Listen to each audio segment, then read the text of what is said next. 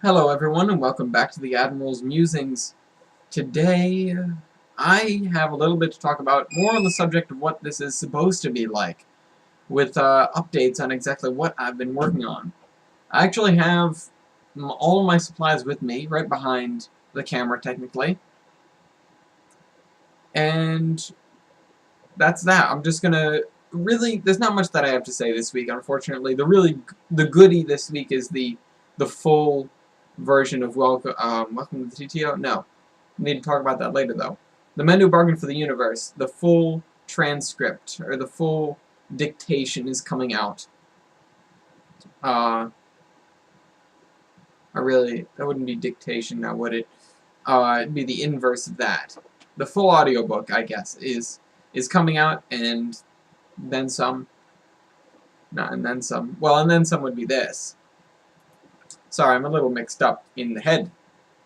Time travel does that to you. Speaking of time travel, had a couple of endeavors that I felt the need to write down. One of them is currently titled Watch, and I'll put it in the... I'm on the fence whether to put it in the description or read it at some point, because it is done. It's 9 pages, which means it would probably only be one recording session. Yeah, I'll do that next week. Yeah, next week I'll read Watch to you guys. It's very time travel-y. It involves the cast of characters from the second book, with myself, Darren, and Alec, and Sarah, of course, always with me. Something else, but back to the point at hand. I've been working a little bit. I was making steady progress on my other projects, so I decided to turn back to Welcome to the TTO for just a bit. It was partially that, and partially because I had some very nice recollections that I had to write down about one of the machines, I guess you could call it, that I interact with in the story. And then something else rolled through my head not too long ago, which is, that was almost 2 years ago at this point. If I crack it open right now, because it's only the old one that I've made it so far as to write down the actual dates of, let's see, page 45. We've gotten so far as to write down the actual dates of what was going on. No, that's still in Mabel's time. February 6th. You know what? That was 2 days ago. It has been 2 days since it was 2 years from the invasion of Mabel's, basically, occurred. Since the climactic event in the Second Unseen Time War. That brings me around to something else, but I'll say that in a minute. Yeah, and then from there, it was in not Welcome to the TTO, The Rise of Devereaux, which is the second book in the trilogy, which isn't done yet. It's about 3/4 of the way done. Let's see, where's a section? I'm looking in the chapter, the table of contents here for... I'm almost done with this book. I just don't know. I haven't got enough data to finish it, because there are so many things that I've seen, but I really just don't know what they are. It's very unusual when you're spending so much time in the universe and you don't know. It's this... You'd think you'd go around and you'd learn all this stuff, but no matter how much you learn, there's always going to be way more than you can wrap your head around. Even the Doctor, in 1200, 1300 years, at least that's, you know, he says he's 1200. He's probably way older, because we don't actually have tabs on everything the previous Doctors did. In fact, the only really good records we have are about from...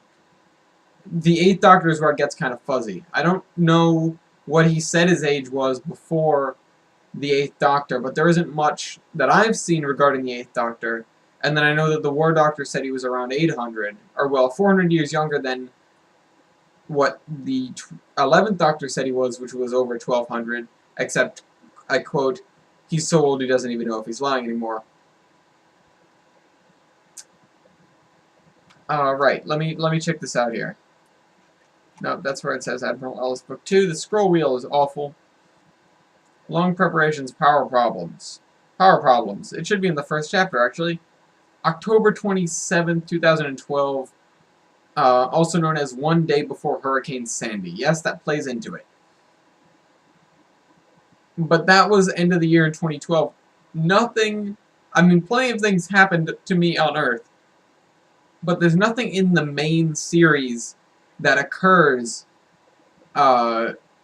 between October 28th-ish. Actually, I have the timeline here. What am I even doing? I brought up the timeline so I wouldn't need to do what I just did. But between the 28th of October and, you know, whenever book 3 happens, which I have a feeling it's going to be in April. I've gotten hints. I don't know my own future, but people have dropped the ball a little bit, let the cat out of the bag a little bit. I know my ship's going to go away. And I know I'm probably going to be traumatized henceforth. But, frankly, it just hasn't happened to me yet. There's a lot of stuff I've been doing on Devereaux between then and now.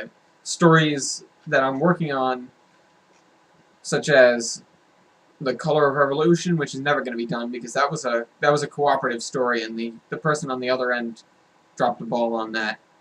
Shame on you. You know who you are. And then there's a little bit from Welcome to the TTO in there. You guys saw it. It's book 0, or you guys listened to it. It's book 0. And then there's Grounded, which is a story that I kind of worked a little bit on, but didn't get so far as to actually piece everything together. Grounded is a temporary name anyways. I just don't have a better name for it. I just haven't put that much time into that story because it's not a very big one. It's not important. It was... me writing it was more of just a test of my writing skills. The way I was doing the Max Brooks style interviews. There were a couple of scenes in there that I wanted to work on just to see how it would come out if I wrote something that way. I mean, this is as much a writing experiment for me, the character, as it is Ellis, the actual person behind the character. Because, of course, the character is the one supposed to be doing the writing, which is what makes this kind of meta.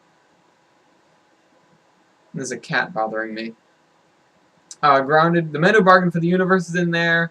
There's a transition period, 29th of December. Oh, right, that's... I can't mark that in there because this is a backup of the document. It won't actually change that. 29th of December 2013, that's Watch. It's almost New Year's Eve. The Sorcerer's Daughter, which is something I was working on. Someone read what I have done of it, and they couldn't get enough of it, apparently. So, I guess I'll work on that when I get the chance.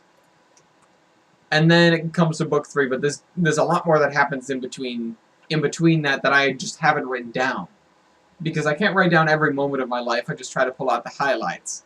The books and the stories are more like a highlight reel of what happens when you're in the TTO, which is sort of in the same way Doctor Who is a highlight of the things that happen to the Doctors, Stargate is a highlight of things that happen to SG-1, and Star Trek is a highlight of things that happen to the crew of the Enterprise. Not every day is like that, you have to know, and there's plenty of days in between that are just boring. Just plain sit around and do nothing days, or, in my case, sit around and go through this life that I'm roped into. Gotta keep an eye on the cat. You know they're evil. You guys have seen New Earth, the Doctor Who episode.